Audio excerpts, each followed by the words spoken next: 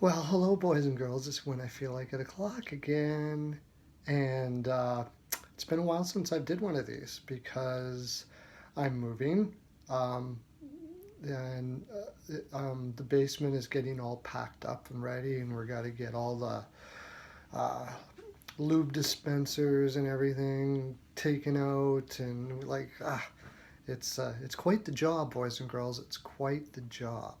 That combined with the fact that I put the pro in procrastination equals not doing a video in a long time. Now, if you don't think I do, if you think you put the pro in procrastinating and not me, think about this. Hockey is my favorite thing that is existing on the planet. My favorite thing. And I do virtually nothing, but I cannot get myself off the couch long enough to come do a 8 to 10 minute video without any preparation whatsoever. That's a hella procrastination, boys and girls. By the way, look at my little my cat did that. Bastard. I was trying to put him in the microwave at the time, but still. Anyways, I'm going to start a new series that should probably take me about 3 years to do, called What I Would Do This Summer. Because everybody wants to know what I would do this summer, right? And the reason why is because if you've watched all my videos, and I don't know why you haven't, I was pretty darn accurate last year, and I'm probably going to be this year. I might not have many talents, but one thing I seem to be able to do is know what's going on in this stupid hockey thing that we enjoy so much. Before I get on to, I'm going to start off with the Pittsburgh Penguins and what I would do this summer, mainly because they're still playing in the playoffs right now, and more people will be interested. Yes, I sell my soul.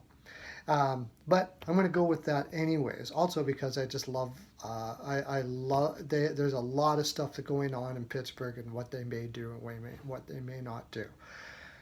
What I would do if I was the Pittsburgh Penguins this summer, the first things first, sign Schultz.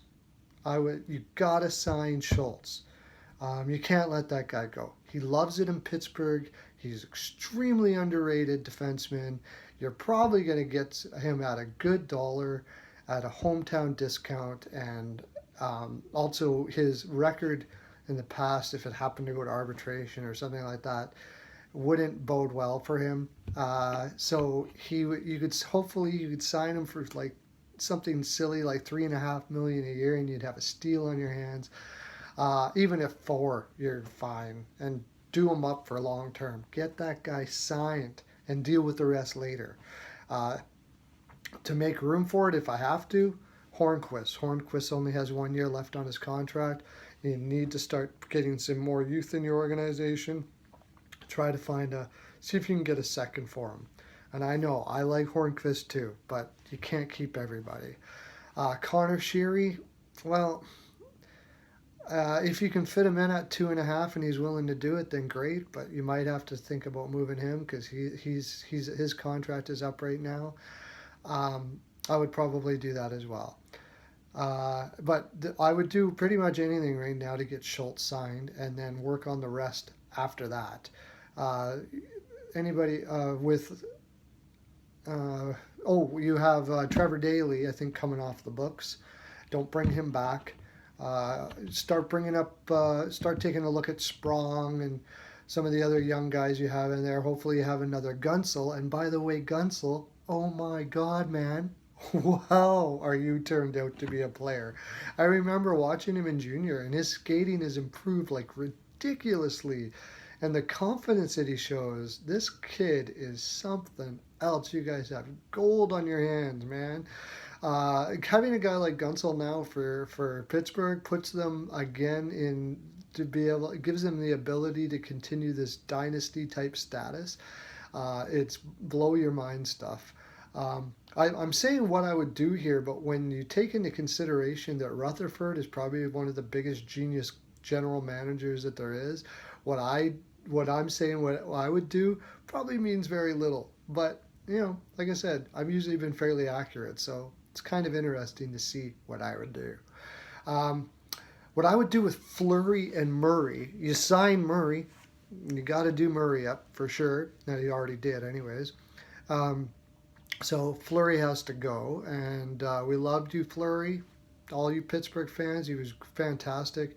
What a great personality! What a great human being! Like he just awesome person to be around, and he's going to land on his feet somewhere, and it's not going to be that big of a deal. But what I think they're likely going to do, though, is they're going to convince Vegas to take Fleury, and then on the give Vegas the option of trading him to wherever he's going to go. This isn't about what I would do. That I think that's what they're going to do, and that's likely what I would do. Then you don't need to lose another asset. Although you could also convince them to take Hornquist off your hands, and then you don't have to trade him somewhere, and you can trade Fleury yourself.